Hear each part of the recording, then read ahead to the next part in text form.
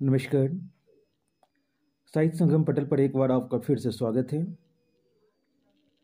आज हम बात करेंगे कटिहार बिहार की धरती पर जन्म लेने वाले एक महान क्रांतिकारी योद्धा नक्षत्र मालाकार की। सत्ता की प्रकृति और संस्कृति हमेशा निरंकुश रही है, लेकिन समय समय पर धरती पर ऐसे वीर योद्धाओं ने जन्म लिया है जिन्होंने इस निरंकुश सत्ता के नाक में नकेल डालकर उसे अपनी हद में रहने के लिए मजबूर किया है। नक्षत्र मालाकार एक ऐसे ही वीर योद्धा और क्रांतिकारी थे।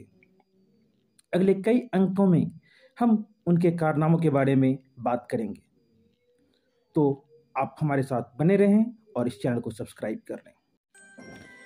स्वतंत्रता सेनानी वीर योद्धा नक्षत्र मालाकार के बारे में भले ही आज की पीढ़ी बहुत ज़्यादा कुछ नहीं जानती है, लेकिन अंग्रेज़ों और देसी राजाओं की फाइलों में रॉबिन हुड की तरह नक्षत्र मालाकार इतिहास में दर्ज हैं। 20वीं सदी के तीसरे दशक से छठे दशक तक उत्तर बिहार में एक बहुत बड़ा क्रांतिकारी नाम था नक्षत्र मालाकार। उनकी तलाशी में पूर्णिया के गांव कस्बों के चप्पे चप्पे की तलाश पुलिस लिया करती थी। उन्हें गिरफ्तार करने के लिए कटिहार में बीएमपी बटालियन 7 की स्थापना की गई थी। बलूची सिपाहियों का दस्ता आया। सरकार ने पूरे उत्तर बिहार के सिनेमा हॉल के रुखले पर्दे पर उन्हें गिरफ्तार करवाने के इश्तेहार छपवाए। 25,000 रुपये तक के इनाम की घोषणा भी की गई। लोग मार खा लेते थे, पुलिस की यातना सह लेते थे, लेकिन नक्षत्र की सुराग नहीं बतलाते थे। यह उनकी थी मास अपील। वहाँ के यह रॉबिन हुड थे।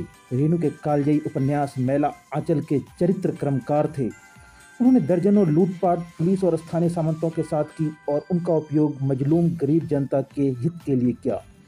पुलिस अफसर, मुखबिर, फसल की चोरी करने वाले लुटेरे और बलात्कारी सामंतों महाजनों के नाक कान काटे और उत्तर बिहार की जनता को अभयदान प्राप्त किया। क्रांतिकारी योद्धा नक्षत्र मालाकार, जो इतिहास में डकैत, हत्यारा, लेकिन गरीबों के रॉबिन हुड के रूप में दर्ज है, एक अलग ही किस्म का लड़ाका था। यह अत्याचारियों को अपने ढंग से सजा देता था, जमींदारों का गोदाम लूट लेता था और गरीबों में वितरित कर देता था।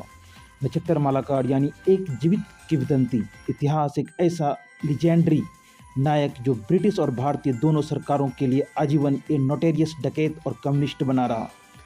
आज़ादी से पहले उनका अधिकांश जीवन अंग्रेजों तथा आताताई सामंतों से खूनी भिड़ंत में बीता, तो आज़ाद भारत में भी साजिश के तहत उन्हें 14 साल तक जेलों में गुजारना पड़ा। आज़ाद भारत में एक क्रांतिकारी योद्धा को 14 वर्षों तक जेल में क्यों गुजारना पड़ा, यह एक अबूझ पहेली है और इसके बारे में विस्तार से जानने के लिए हमारे अगले अंक का इंतजार कीजिए। विपिन चौधरी, साहित्य संगम।